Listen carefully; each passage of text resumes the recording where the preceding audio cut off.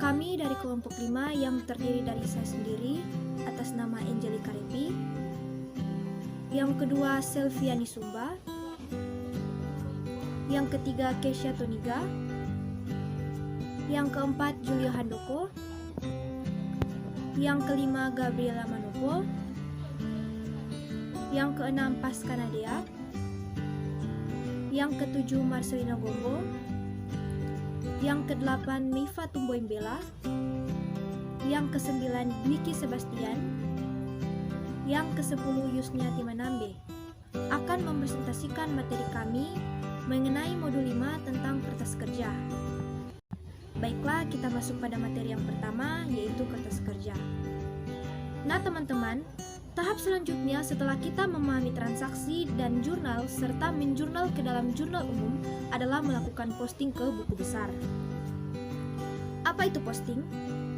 Posting adalah proses pemindahan catatan yang telah dilakukan di dalam jurnal ke buku besar, yaitu memindahkan jumlah dalam kolom debit jurnal ke dalam sisi debit akun dan memindahkan jumlah dalam kolom kredit jurnal ke dalam sisi kredit akun.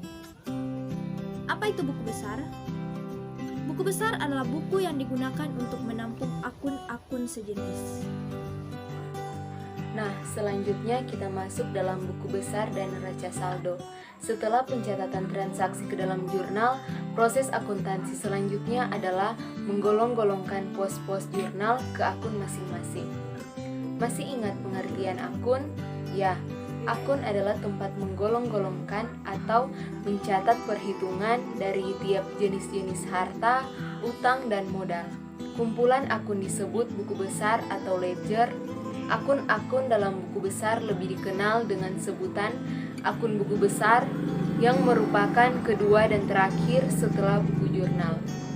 Jadi, sumber pencatatan akun buku besar berasal dari pos-pos jurnal. Selanjutnya, fungsi buku besar sebagai berikut. Yang pertama, mencatat secara terperinci setiap jenis harta, utang, dan modal beserta perubahannya. Yang kedua, menggolongkan aspek transaksi atau kejadian sesuai dengan jenis akun masing-masing. Yang ketiga, menghitung jumlah atau nilai dari tiap-tiap jenis akun. Yang keempat, mengisarkan transaksi ke dalam akun yang terkait sehingga dapat menyusun laporan keuangan. A. Bentuk akun dan posting. Ada dua bentuk akun buku besar. Yang pertama, bentuk skondro. Disebut juga bentuk dua kolom dan bentuk T, yaitu sebelah menyebelah sisi kiri disebut debit dan sisi kanan disebut kredit. Kedua, bentuk bersaldo. Disebut juga bentuk 4 kolom, yaitu akun yang memuat pencatatan perubahan akibat transaksi dan kejadian beserta saldo setelah terjadi perubahan. Cara memposting sebagai berikut. A. Posting dilakukan per ayat urutan transaksi. B. Jika terdapat saldo akun dari periode sebelumnya, saldo itu dicatat pada awal periode berikutnya ke akun yang bersangkutan dengan keterangan saldo dan post reference checkmark sebagai bukti bahwa pemindahan saldo telah dilakukan dengan benar. C. Data jurnal sisi debit dipindahkan ke akunnya sisi debit dan data jurnal sisi kredit dipindahkan ke sisi kredit. D. Apabila post jurnal sudah dipindahkan, lajur post reference ditulis sebagai berikut. 1. Lajur post reference pada buku jurnal ditulis nomor akun. 2. Lajur post reference pada akun buku besar ditulis nomor halaman jurnal. B. Neraca saldo. Neraca saldo merupakan langkah awal dalam penyusunan kertas kerja. Neraca saldo adalah daftar saldo sementara akun buku besar pada suatu saat tertentu. Fungsi neraca saldo adalah untuk memeriksa keseimbangan antara jumlah saldo debit dan saldo kredit akun buku besar. Neraca saldo bukan memeriksa kebenaran proses pencatatan. Kertas kerja. Kertas kerja adalah catatan yang harus dibuat sebelum menyusun laporan keuangan. Kertas kerja merupakan tempat pencatatan neraca saldo, penggolongan akun buku besar, dan penyesuaian. Bentuknya dibuat berlajur-lajur. Kertas kerja dapat disebut juga neraca lajur. Fungsi kertas kerja. Kertas kerja atau neraca lajur dibuat karena mempermudahkan laporan keuangan melalui fungsinya. Berikut fungsi kertas kerja. A. Kertas kerja berfungsi sebagai alat yang mempermudahkan penyusunan laporan keuangan manual, tetapi bukan bagian dari catatan akuntansi yang formal. B. Kertas kerja berfungsi menjadi acuan untuk memeriksa buku besar yang disesuaikan, diseimbangkan, dan disusun berdasarkan penyusunan laporan keuangan. Jenis-jenis kertas kerja. Ada beberapa macam bentuk kertas kerja, berikut penjelasannya. Yang pertama, bentuk 6 kolom atau 3 kolom berganda. Bentuk ini jarang digunakan karena kolomnya terdiri atas kolom neraca saldo, debit dan kredit, kolom rugi laba, dan kolom neraca. Bentuk kedua, bentuk 8 kolom atau 4 kolom berganda.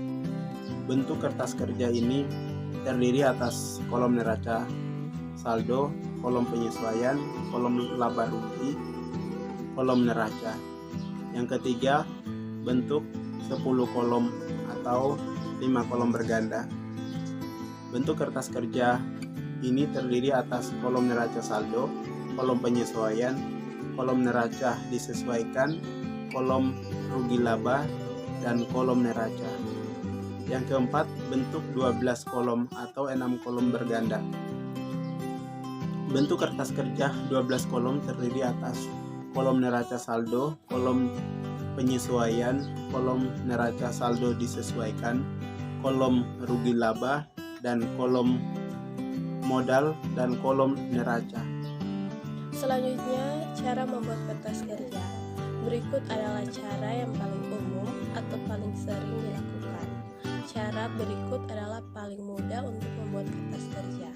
Langkah-langkah membuat kertas kerja. Yang pertama, tuliskan nama perusahaan, kertas kena periode di bagian atas kertas kerja.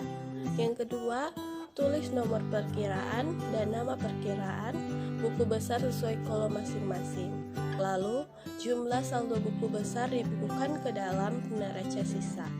Yang ketiga, angka-angka pada jurnal penyesuaian dibukukan ke dalam kolom jurnal penyesuaian dengan nama perkiraan yang sesuai dengan jurnal penyesuaian agar saldo perkiraan sesuai dengan kenyataan. Yang keempat, angka-angka pada kolom neraca sisa ditambah atau dikurang dengan angka-angka pada kolom jurnal penyesuaian.